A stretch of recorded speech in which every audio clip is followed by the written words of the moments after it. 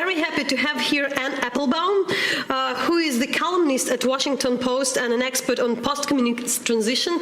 Anne is running Transition Forum at the Legatum Institute in English and is a famous intellectual explaining a lot about what's happening in this part of the world for many years, but especially now. So welcome to the studio. Thank you very much. Thanks for having me. As always, we're happy to have you here, and we have a few questions, so having a champion explainer is a good one. Especially as we're seeing the pressure in Russia kind of build up. You know, you had this adventure in Ukraine, and now you have a new one in Syria. How is Putin keeping control of the Russian populace? What sort of tools is he using there? Is there anything new going on, or is it old trends being built up on? I should first of all say this question of old and new is a complicated one. Putin and the people around him are people who were trained and educated by the KGB, and so that's old. That's old. That's their mentality. That's where they're coming from. That's the, you can see it in how they see the world. Many of the techniques they now use, however, are new and more sophisticated, actually, than the old-fashioned, the old-fashioned forms of media control and social control that the Soviet Union used. So Russia's really a very different place now. But if we just speak about media, you, of course, in Ukraine know this better than anybody. But the way in which Putin manipulates the media is, again, both new and old. So nowadays there isn't one Pravda or one television channel saying the same thing over again. The Soviet Union is good. Now you have a dozen of them. They sound different. They argue with each other sometimes. New television channels, entertainment channels, newspapers, websites, but about 95% of them stay within a single narrative. So although they are different and they sound different and different people work at them, they underline the same points over and over again. And this is echoed also in social media, and it's echoed in politicians' statements. And you can, I can always tell from my Twitter account what is the Russian line of this week or this month, because it begins to be repeated by people commenting. People come out of nowhere. And people come out of nowhere, and so I mean, that's sort of a new version of the party line coming down, where before it was in the party paper, now it's through these different sources, but works out to be the same. Right. Well, and the Syria thing has been interesting. Until recently, the Russian line was all about Ukraine. The Ukrainians are Nazis. We need to form again an anti-fascist coalition to fight against the Ukrainians. We're saving our Russian brothers in Ukraine. These are the kinds of lines you would hear. Now there's been a shift, and now what you're hearing is, the West is degenerate. It's no longer able to do anything in the Middle East. Russia is going to show the way and lead the world by doing something decisive. And you actually have heard this echoed in the last few weeks by some of the people some even European politicians who sometimes echo what Putin says. So they'll say things like, Ukraine isn't important. What we really, we need to focus on Syria. And, the real crisis facing Russia is refugees, not Ukraine, not Russia. So, in other words, he's trying to shift the argument so that now we're talking about Russia as a country which is in the center of international debate, and we need Russia in the Middle East and so on. But is this assertion, is it just preposterous? Because you see the same arguments being used, arguments about Orthodox tradition in terms of religion, argument about Nazis. In front of the UN, you had Putin talking about the coalition created to fight Hitler, and now a new coalition needed to be created to fight ISIS. And is this just pushing propaganda to the breaking point, or does this have, some treads to it? No, I mean, I think there's some logic to it. And I think that there are people who are willing to listen to it and are willing to pick up on it. And I'm sure that his calculation is that it will work inside Russia. Inside Russia, where incidentally the Ukraine war was beginning to lose traction. People were less interested in it. The television watching numbers were down.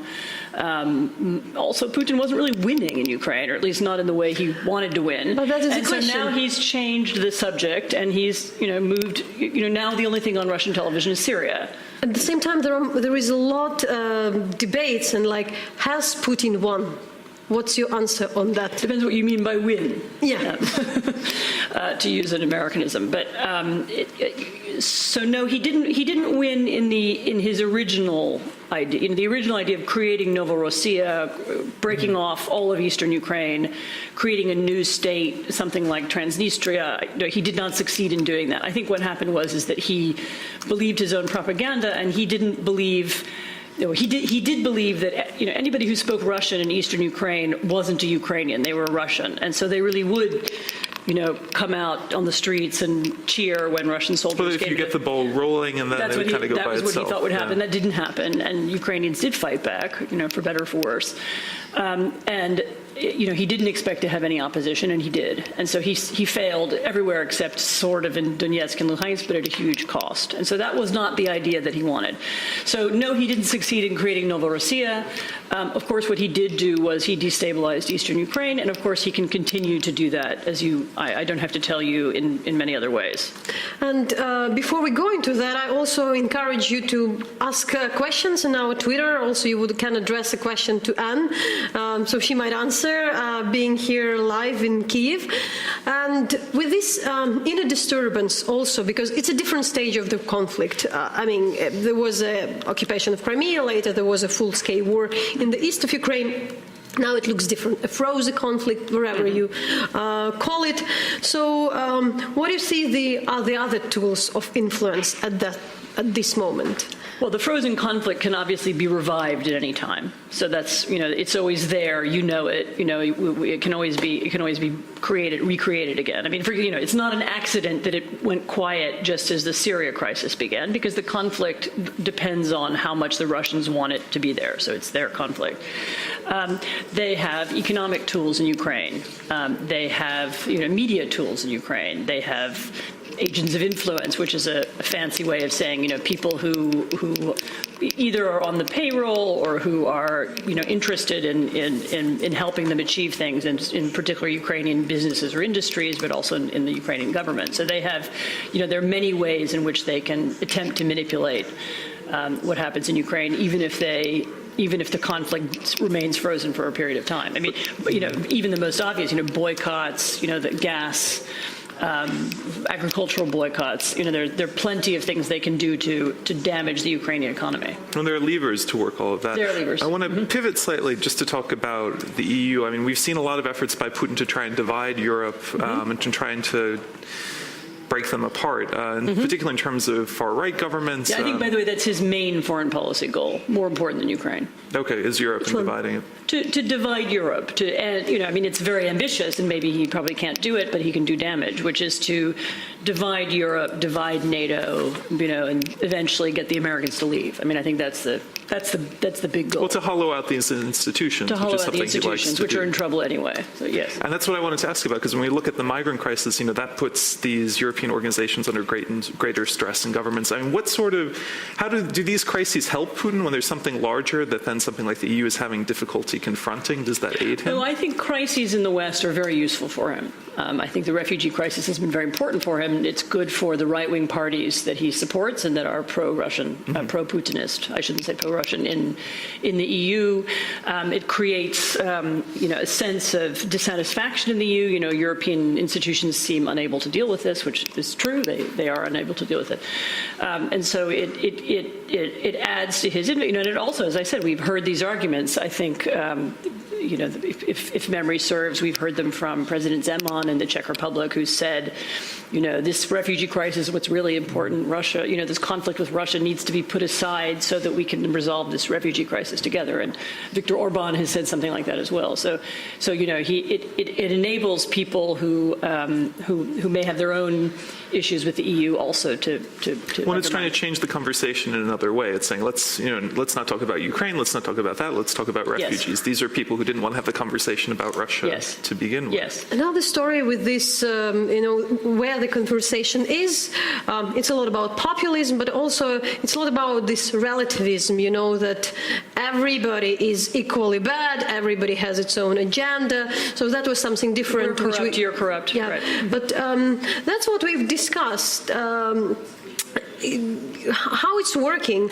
Is it really that there is this huge distrust in Europe regarding also their governments, and how it's not just about the Russia? That's what we feel also when we talk as Ukrainians to many people in different European countries, that there is this kind of a huge distrust everywhere to the governments and who are acting currently in the European Union, in the UK, in Poland, in Hungary, in the United States. So how that everybody is corrupt. When the Ukrainians are coming and explaining, we had a corrupt president, like ours are not even a bit better. So what impact that kind of change of discussion has to the... Well, so you just asked sort of several things at once. I mean, so yes, there has been a Russian line, and I've heard it several times from senior Russians, myself, which is, okay, I admit, we have corruption. Maybe even Putin is corrupt. But you're also corrupt, and you're corrupt in exactly the same way. And there's no moral difference between you and us. And the West and Russia are really the same. And there isn't any, there's no distinction to be made between them. And so you might as well trade with us anyway. So stop talking about it. And that's a line that they use, which I think is designed mostly to work inside Russia, to convince Russians there's no alternative. Like, okay, maybe this system isn't perfect, but believe me, you won't find anything better anywhere else. When it appeals to that built-in cynicism, and it appeals to this kind of post-Soviet cynicism. But the second issue is, yes, there is something else happening in Western Europe and the United States, I would say, which is partly to do with the breakdown of a not so much mainstream media, but a mainstream political dialogue. You're beginning to have sort of media communities that don't speak to each other. So, a right wing and a left wing, which not only disagree about, what we should do about the transportation system, but they don't actually even agree what the problem is. There's no joint narrative. And that makes it very hard to do any kind of political deals or make compromises if you don't even agree what the story is. If one group is watching one television station and reading one set of internet media and the other one is doing the other. And you have this, and this is now true all over Western Europe, not just all over Europe and the United States. And this makes, it's creating difficulty for democracy, and it's creating creating a lot of distrust towards the government and towards, particularly if you're in one narrative and you don't understand the point of view of the other, it's making people have more difficulty speaking to each other. If to try to be concise with all this, also I'm asking very general questions, but still, you were arguing that there is no real strategy toward this region, towards Ukraine, Russia, by the European Union and by the West. Is it somewhere there? Has it appeared by this stage? So there are pieces of it, and there are people who are beginning to have a strategy. It's an unusually bad moment. We're at an unusually bad moment in the American political cycle because Obama is reaching the end of his administration. He's not able to. He's not going to do anything dramatic. He's a lame duck president. He's a lame duck president already, very early, actually. We don't know yet who's going to follow him and what their policy will be.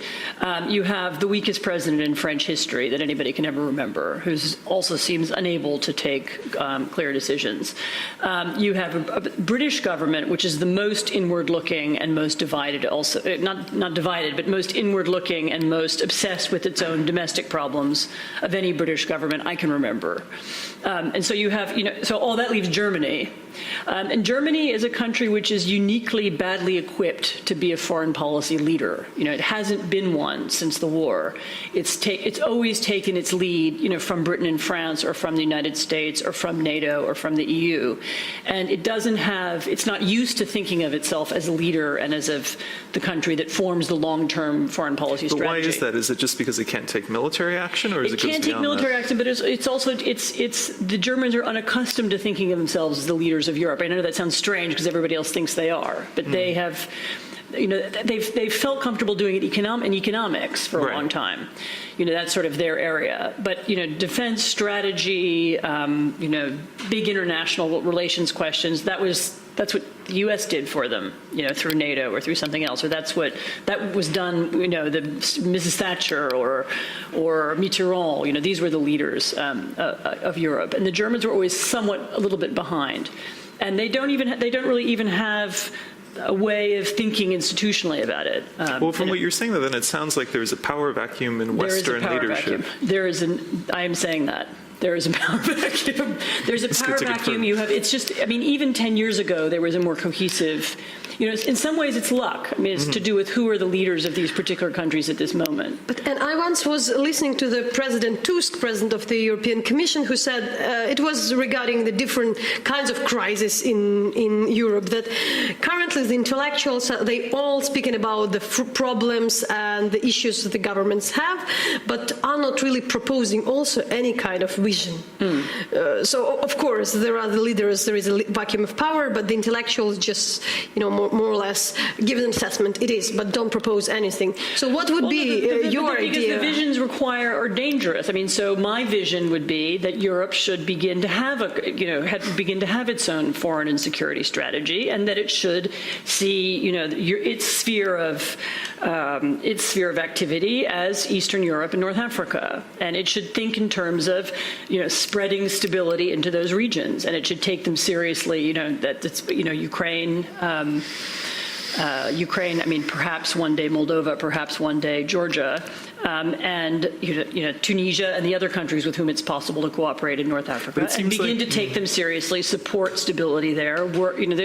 After the bombardment of Libya, and believe me, I went to Libya 3 times, there was no serious European effort to help promote stability in Libya. Lessons that had been learned in other places following other civil wars were not applied. The government of Gaddafi fell, and then everybody left. Which is exactly what we did in Afghanistan after the Russians left. It's exactly what's happened in several other places. And it's just like nobody learns the lessons of the past. But what is it? Because it seems like part of it is fundamentally not wanting to think of things in terms of influence. Russia saw Ukraine in terms of Western influence expanding, and the EU didn't even have that much interest. They were worried about them trying to join and get larger. So I mean, with a few exceptions in the EU. With a few exceptions, okay. But I mean, what does that create, especially as you're mentioning in many of these countries? It means people take some action and then disappear. Yes, that's exactly what it means. That there's a little bit done, and then somebody gets distracted by something else, and there's a little small effort made, and then people forget, or people are afraid to put too many eggs in one basket. I mean, I've heard it argued about Ukraine. I heard this argument in Washington. We don't want to put too much money in Ukraine because probably it will all be wasted. And it will all disappear, and it will be stolen, and they're going to be taken over by the Russians again anyway eventually. So why are we putting any effort into it? I mean, I'm exaggerating a little bit, but that's kind of there's also another thing happening which is important post-Iraq in particular. There's a real lack of confidence in many Western capitals, even about our ability to do useful things in other countries. I mean, I'm not even talking about military intervention, but, even our ability to help to stabilize, or our ability to promote democracy. We had a lot of confidence after 1989, and that's really disappeared. Another thing, particularly at the beginning of the Syrian crisis, I had a lot of Syrians ask me, why doesn't the United States help us? There are moderate Syrians. There are Syrians who want democracy. Why don't you help us? Is it because you don't like Syria? And I said, no, it has nothing to do with that. It's because nobody in the West, and people said this to me in London or Washington, nobody had the confidence that we know what to do. There was no sense that, here's what our policy is. So there's been no policy in Syria at all since the war started. But where's this crisis of confidence coming from? Is it from the Afghan war, from the Iraq war? Yes, partly it's from the Iraq war, and partly it's from the economic crisis, which sort of dented the West's confidence in its own system. And what are the answers to that? We again can sit and discuss how bad the things are, but then somebody have to create the vision. Somebody has to. Well, I can create a vision for you, and I can put it on paper, but I need someone to enact it. I mean, what we do need is political leaders who are willing to, take these risks. And it's, by taking a risk like that, it's very easy to lose your job, or, And you mentioned all this discussion in the U.S. about Ukraine. So the money would be wasted and all the things. We also discussed that would be a kind of a Marshall Plan to Ukraine could work, and probably this IMF package. It's not exactly what it is, but this is a substantial support. It's big, the IMF package, actually. And and your assessment of that. So you said you've it's over-exaggerated. It's exaggerated, this discussion that the money anyway would be wasted and Ukraine would be in the Russian sphere of influence. But from the way you follow what's happening here, do you think it's like that? And what are the risks? No. So, I don't want to, I'm not here all the time and I'm not reporting here. So I'm not going to tell you what to think about the country that you know much better than I do. But no, it's clear to me that there are people and there are institutions which can be funded in Ukraine. And there are business opportunities. And I know it because I have friends in Poland and London who are interested in investing here. And so there is, they're clearly, as you were saying to me before we started, this is not the same kind of government as we had 3 years ago. It's not a perfect government, but there are clearly things that have changed, and there's clearly an effort being made, and it's possible to, if you try, you can find places to invest. So no, I don't think it will all be wasted. And from your experience following the reforms after different during the times of transition in Eastern Europe, so what are still the biggest risks, apart from a general world corruption? I mean, generally speaking, as I understand it, and this is not, I haven't spent a lot of time studying, the legal system in Ukraine. I mean, I think you have you have one set of problems which is to do with administrative regulation and the difficulties. A lot of corruption can be eliminated by simplifying the law. If you have very simple laws, then it's hard to twist them. Having a very simple tax system, having a very simple VAT system, even if you have that at all, but simplifying legislation and making life easier for both ordinary people and for businesses eliminates a lot of corruption immediately. Because you don't need a bureaucrat to help you do something. You can just do it. So that's one very obvious. That's one obvious thing to do. And the second thing is, second thing would be privatization in a way that, nobody's ever really happy with the results of privatization, but taking as much property and industry out of state hands, and finding a way to privatize in a that doesn't wind up in, that's not oligarchization once again. That would be really important. Really important thing to do. All right. Well, thank you so much for joining us and giving us some more insight. I'm always really delighted to be here. Thank you very much. And thanks. And probably you would learn more while being in Ukraine and probably see it with your own eyes. That sometimes matters.